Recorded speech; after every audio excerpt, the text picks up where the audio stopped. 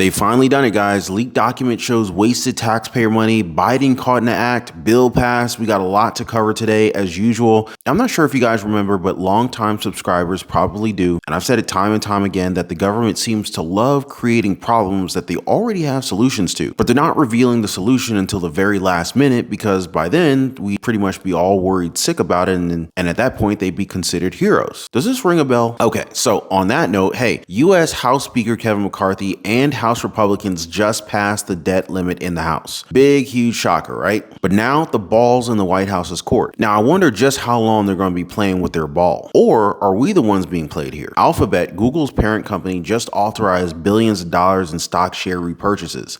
Wow. It just seems convenient that they have money to spare now after all of these layoffs. Leaked documents from the Pentagon shows that ISIS may be reforming in Afghanistan, and one presidential hopeful said that we just wasted taxpayer money in the Middle East for nothing. Now, if this information in the document is true, do you guys agree? Just comment a quick yes or no on that one. And President Joe Biden may have just been caught with a sort of a journalist cheat sheet, complete with the photo of the journalist and their question during a recent press conference.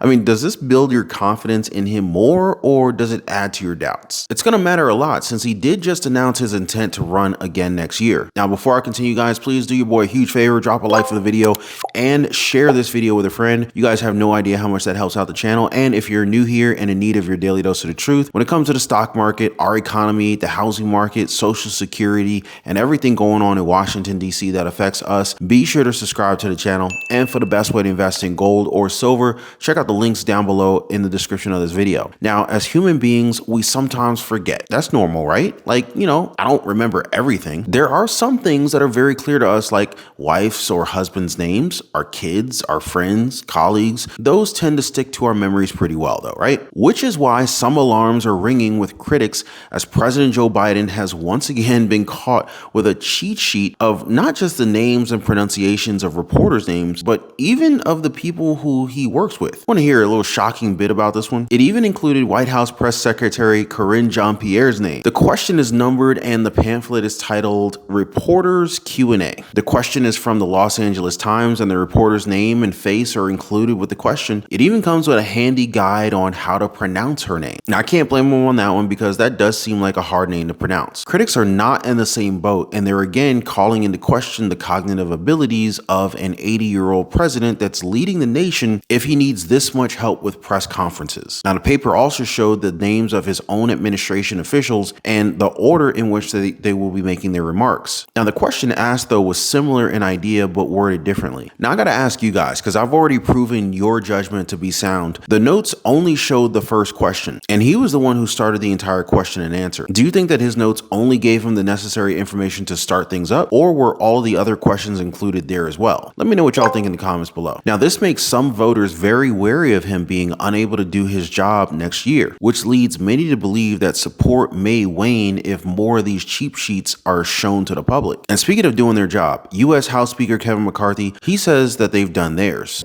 The House Republicans just passed the only bill in Washington that lifts the debt limit, ends wasteful Washington spending, and puts America back on the right economic path. That we're going to limit the growth in the future. We're going to save by pulling back this unspent COVID money. We're going to grow this economy by making us energy independent again and getting more people, encouraging them back to work. The sad part here is now the Democrats need to do their job. The president can no longer ignore by not negotiating. Senator Schumer, if he thinks he's got a plan, put it on the floor. See if you can pass it, and then we can go to conference.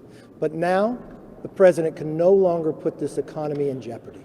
We lifted the debt limit. We've sent it to the Senate. We've done our job, the only body in here that's done theirs. Republicans on their part are advocating for some of their long-standing goals, one of which is requiring low-income Americans to work in order to receive government benefits like SNAP, food stamps, and Medicaid. Now, this goes for those without children, able-bodied adults between 18 years old and 55 years old, and they would have to work at least 20 hours a week to receive SNAP benefits. If they don't meet this criteria, they get food stamps for only 3 months out of every 3 years. Do you guys think that this is fair? Now, I've said this before, but doesn't it this happen like every time? I'm talking about bills and legislation, especially when our benefits are on the line. Social Security, veterans, low income, and in a miraculous last minute effort, they pass it. But hey, that's just what I've noticed. You can tell me what you feel is really happening behind closed doors. Now, this next bit, it used to be behind closed doors, but now they come to light due to the recent Pentagon leak. Intelligence suggests that ISIS may be reforming in Afghanistan, less than 2 years after the Biden administration withdrew from the country. So according to the leak, quote, ISIS has been developing a cost-effective model for external operations that relies on resources from outside Afghanistan, operatives in the target countries, and extensive facilitation networks. The model will likely enable ISIS to overcome obstacles such as competent security services and reduce some plot timelines, minimizing disruption opportunities, end quote. Now, if this is true, then maybe Robert F. Kennedy Jr. was right. We spent more than $8 trillion of taxpayer money in the Middle East, and what do we really have to show for it? Nothing. Since we're already talking about money, Google's parent company Alphabet just authorized $70 billion in share repurchases. Good for them, right? But wait, didn't Alphabet just cut 12,000 jobs just earlier this year? Now to that announcement from Google this morning. The tech giant planning to slash 12,000 jobs